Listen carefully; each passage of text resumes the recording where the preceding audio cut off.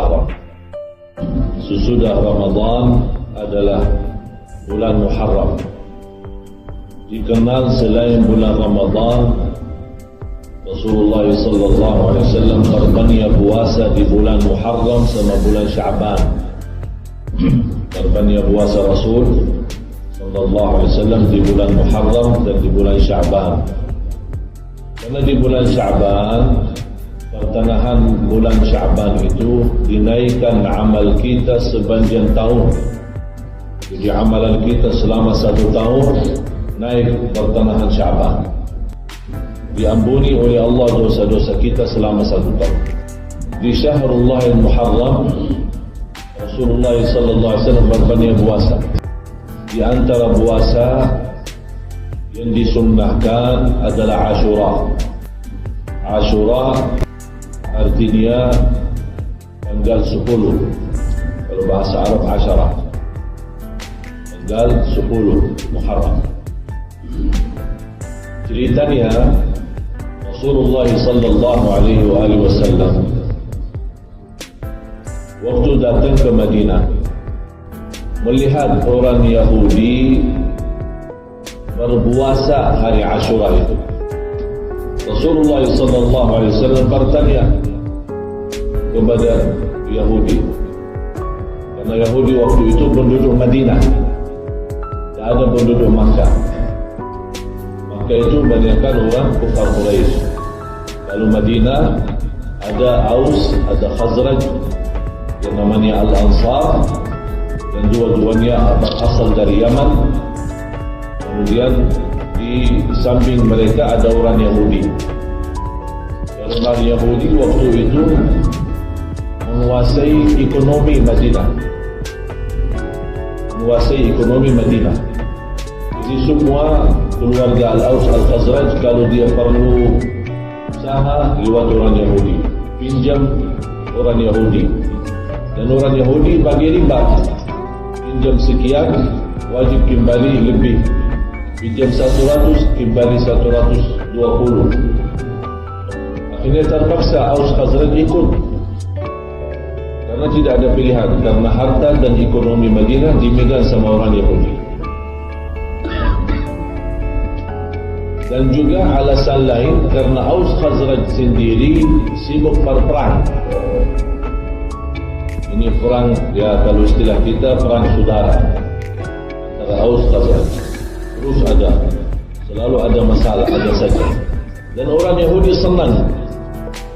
Kenapa orang Yahudi senang? Selama ada perang, memerlukan alat perang. Yang menjual alat perang orang Yahudi. Dan sekarang di dunia ini yang jual alat perang orang Yahudi. Mungkin orang Yahudi mau seperti itu, supaya manusia tidak boleh damai. Manusia terus perang, biar habiskan nyawa, biar habiskan harta mereka, hancur negara mereka. Yang penting orang Yahudi beruntung, banyak fulus, banyak uang, banyak harta, dan semua itu dari harta kita. Tapi begitu kedatangan Nabi Muhammad sallallahu alaihi wasallam berhasil mensatukan antara Aus dan Khazraj. Yang paling tidak senang dengan perdamaian itu adalah orang Yahudi, karena rugi besar. Kalau Aus Khazraj sudah damai, berarti tidak ada perang. Kalau tidak ada perang, berarti tidak ada alat perang yang boleh jual. Orang Yahudi rugi. Itulah yang membuat orang Yahudi, walaupun dia tahu Nabi Muhammad benar, agama benar, dakwah Rasulullah SAW benar, dan dia tahu akan datang hijrah, semua dia tahu kebenaran itu. Kenapa dia tidak percaya? Karena dia merasa ada orang dari luar kota Madinah datang yang menjadi pemimpin kota Madinah, yang menguasai hukum di kota Madinah. Ini yang membuat orang Yahudi tidak senang dakwah Rasulullah. Malah di antara orang Yahudi yang telah berjanji, biar dakwahnya benar, biar saya tersiksa, biar saya masuk neraka, saya tidak masuk dan mengikuti agama Muhammad. Coba lihat, padahal dia tahu benar. Itulah namanya sakit jiwa. Sudah tahu niata al-haq, Dia tahu niat al-batil, tapi dia karena hawa nafsu, keras hati, keras kepala, karena keinginan duniawi, akhirnya dia tidak ikut dakwah Nabi Muhammad SAW. Rasul melihat mereka berpuasa hari Ashura. Rasulullah bertanya, kenapa wahai ma'asyara Yahud kalian puasa hari Ashura? Mereka menjawab, kami puasa hari Ashura karena Allah menyelamatkan Nabi Musa. Dan Nabi Musa kan Nabi orang Yahudi kan, Bani Israel. Nabi Musa alaihissalam. Nabi Musa alaihissalam waktu dia melarikan diri sama kaumnya Bani Israel dari Fir'aun, sampai dari Mesir tembus ke Laut Merah di bagian utara atas, mau tembus. Kalau sekarang kita nyimak namanya Qanatus Suez, Kanal Suez atau Sina yang ada di bagian Mesir, yang mau tembus ke sana. Dan Allah Subhanahu wa taala begitu sudah sampai ke batasan laut, Bani Israel berkata kepada Nabi Musa, wahai Nabi Musa, mana lagi? Di depan sudah laut, di belakang sudah Fir'aun. Pasti kita mati. Pasti kita mati. Sudah tidak boleh apa. Apa jawab Nabi Musa? Kalla, tidak. Ini namanya keyakinan. Kapan boleh muncul yakin? Kalau kita bertanya sama semua orang Muslim, anda yakin kepada Allah? Ya, saya yakin. Bukan jawabannya saya yakin, tapi yakin muncul saat kita menghadapi cubaan dan ujian. Ini baru yakin tidak. Kita melihat sudah tidak ada jalan keluar, tapi Allah melihat keyakinan kita di saat itu. Bukan saat kita nyaman ditanya, anda yakin? Ya, saya yakin. Ya, nyaman. Sekarang lagi aman. Yakin pasti. Tapi pas ada ujian dan musibah, iman di situ akan terguncang. Tidak jelas apakah betul yakin sempurna atau tidak. Lalu Nabi Musa alaihissalam langsung jawab, tidak pakai fikir-fikiran. Laut di depan, Fir'aun di belakang, tidak berfikir hanya Allah Subhanahu wa taala. Dia menjawab, kalla inna ma'iya rabbi sayahdin. Allah bersamaku dan Allah akan memberikan petunjuk kepada. Belum selesai bicara Nabi Musa alaihissalam berkata semacam itu, Allah langsung menurunkan wahyu. Wahai Nabi Musa, pukullah air laut itu dan nanti tongkat yang kamu mau. Tongkat? Mau apain tongkat? Kayu kecil. Ini laut. Dan semua makhluk Allah. Kayu itu dari mana? Dari pohon kan? Dan pohon makhluk Allah. Allah jadikan tongkat itu lebih dahsyat daripada nuklir. Lalu Allah pun Bani Israel ketawa, apa yang mau dibuat sama tongkat itu? Langsung, karena kelompok mereka 12 golongan. Bani Israel waktu itu 12 kelompok, dan setiap kelompok punya pemimpin kepala yang urus mereka, macam tentara lah. Begitu Allah memerintahkan Nabi Musa dalam keyakinan membawa tongkat itu dan memukul air laut. Pecah air laut menjadi 12 perjalanan. Terbuka jalan. Kalau kita bilang jalan highway ya. Kalau jalan highway, 12 jalan highway. Silahkan lewat. Tapi ini coba bayangkan, subhanallah, air laut terpecah dan ada 12 jalan. Di antara jalan sama jalan ada air laut itu, tetap masih ada berdiri. Sampai terlihat ikan di dalamnya. Begitu mereka masuk, ada rasa ragu-ragu. Mana yang lain? Karena ini kelompok tidak boleh lihat kelompok yang lain, karena semua dipecah antara laut. Biar mereka tenang, Allah bukakan jendela, window di dalam laut itu, biar mereka tengok, oh ini kawan masih ada, ini kawan semua ada. Terus mereka semua berjalan dalam aman. Subhanallah, dahsyat. mereka diselamatkan oleh Allah. Itu peristiwa terjadi di 10 Muharram. Peristiwa ini terjadi di 10 Muharram. Begitu mereka diselamatkan oleh Allah, datang Fir'aun. Fir'aun ada ragu-ragu, tunggu dulu. Biar ini kita lihat mereka. Sampai mereka sudah tunggu dan sudah lurus, sudah lewat. Macam mana? Tapi Nabi Fir'aun ini juga orang-orang cerdas, salim tapi cerdas. Ini bahaya ini. Cuba saya tidak boleh mula. Cuba yang lain. Anak buah dulu. Masuk. Disuruh anak buah dulu. Mereka jalan, malah basir tanah laut itu kering. Seperti tidak basah sama sekali. Kering, boleh kuda jalan. Aman. Fir'aun melihat dia punya anak buah sudah jalan sampai pertengahan jalan, aman, tidak ada masalah. Langsung Fir'aun ikut. Ada satu riwayat Fir'aun tidak mau jalan, dan Fir'aun naik sebuah kuda. Allah Subhanahu wa taala turunkan malaikat Jibril membawakan kuda yang menggoda kuda Fir'aun. Jadi Fir'aun dia tak boleh lambat. Tapi kuda ini nampak ada kuda. Begitu kuda ini jalan, yang namanya mencari ya.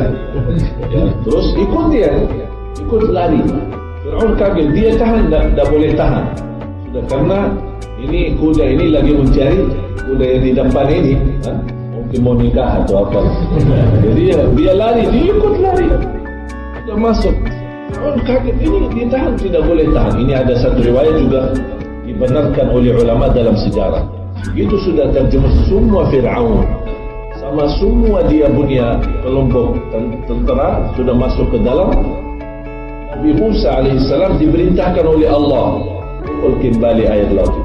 Dari sebelah sana sudah nyebrang kan, sudah lewat, pukul sama Nabi Musa, air laut kembali rapat lagi dan tenggelam Fir'aun sama semua yang berdiri. Di saat itu Fir'aun masih ada harapan diselamatkan dan dia mengucapkan kalimat La ilaha illallah. Dia berkata, saya mau beriman. Dia tidak berkata saya beriman kepada Allah, tapi dia bagi jalur kanan kiri. Saya beriman kepada yang telah Banu Israel beriman. Coba lihat, Fir'aun juga masih belum begitu sempurna. Tapi dalam keadaan ini tidak mau beriman langsung. Saya beriman semacam mana Banu Israel beriman. Kenapa tidak berkata saya berimanlah saja kepada Allah langsung? Kenapa mau ambil jalur yang panjang? Tapi malaikat Jibril dia tidak mau. Sampai dia ambil pasir dari laut, melemparkan muka Fir'aun supaya tidak boleh mengucapkan kalimat syahadat. Dia cuba lihat, malaikat Jibril khawatir kalau dia sebut kalimat syahadat boleh jadi dapat rahmat dari Allah, Allah ampuni semua. Melihat Fir'aun saja masih ada harapan diampuni Allah, padahal dosanya besar. Faqala ana rabbukumul a'la. Dia mengakui diri sebagai Tuhan yang maha tinggi.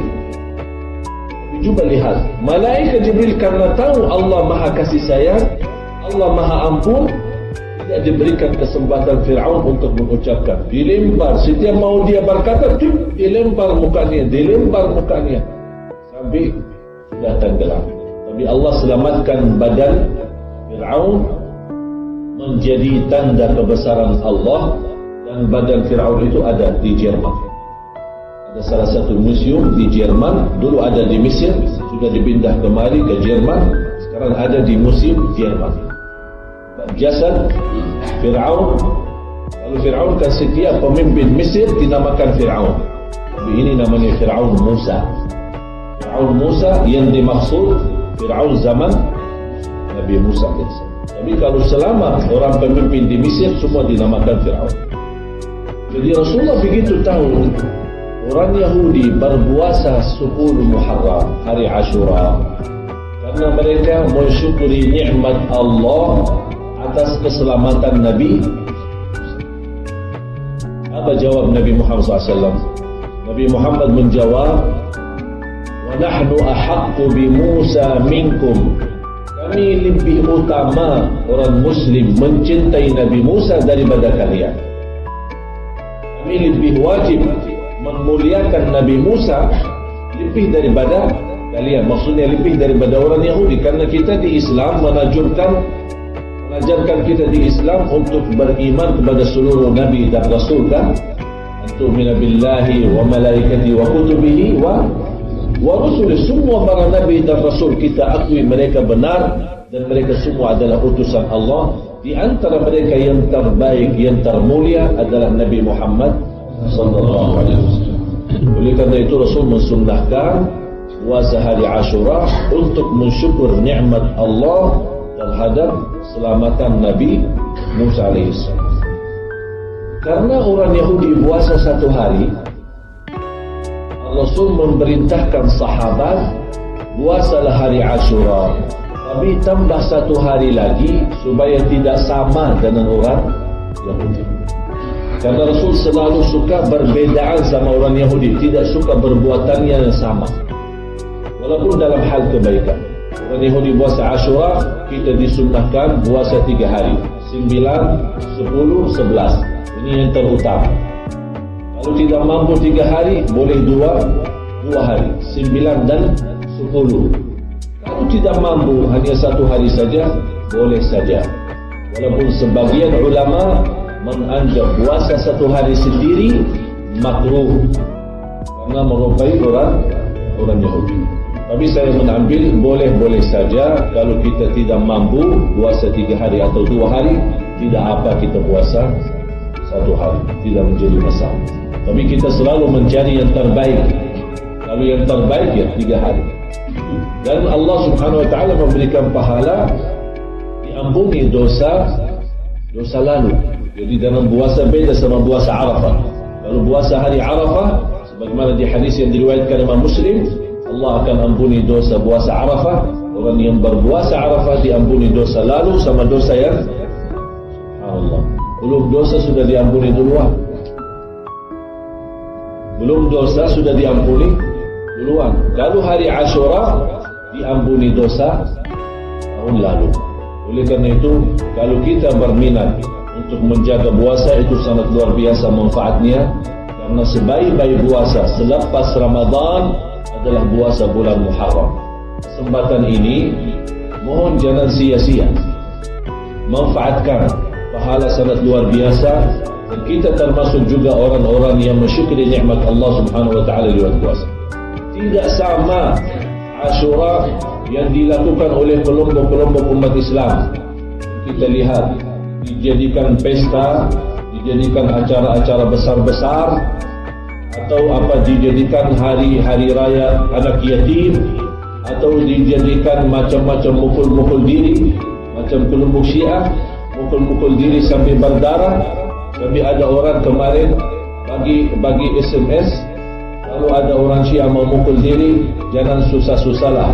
Kalau sudah Ashura, tak usah capek. Datang kemari, kami aja yang mukul saja, biar habis-habisan. Ya, jadi tak usah mukul diri. Kita insyaAllah tugas, boleh. Kalau mau mukul diri, tak usah capek. Datang sini kemari, kita insyaAllah habiskan. Ya, jadi hal seperti itu, ini semuanya melanggar aturan Islam. Alasannya mereka memuliakan Al-Husain. Al-Husain cucunya Nabi Muhammad SAW. Kalau kita betul-betul mau muliakan Husain radhiyallahu anhu, ikuti ajaran kakeknya Nabi Muhammad SAW. Kalau kita betul memuliakan Al-Husain, ikuti ajaran kakeknya Nabi Muhammad SAW. Jangan kita buat sendiri aturan baru dan agama baru. Oleh kerana itu berhati-hati, jangan sampai kita dibodohi, jangan sampai kita terjumus. Sekarang golongan Syiah itu sudah di mana-mana, menyebar fitnah. Oleh kerana itu wajib kita belajar banyak supaya kita hati-hati. Tidak perlu kita menjelik mereka, tapi kita harus fahami sunnah Rasul apa, kewajiban kita terhadap sahabat. Kalau ada macam mereka datang mau merusakkan agama kita kita sudah punya dasar ilmu Quran dan Sunnah yang menjauhkan kita dari fitnah. Dan saya selalu sampaikan, yang paling bahaya adalah fitnah agama. Yang paling bahaya fitnah agama. Kita merasa diri benar, tapi ternyata kita tidak punya dasar.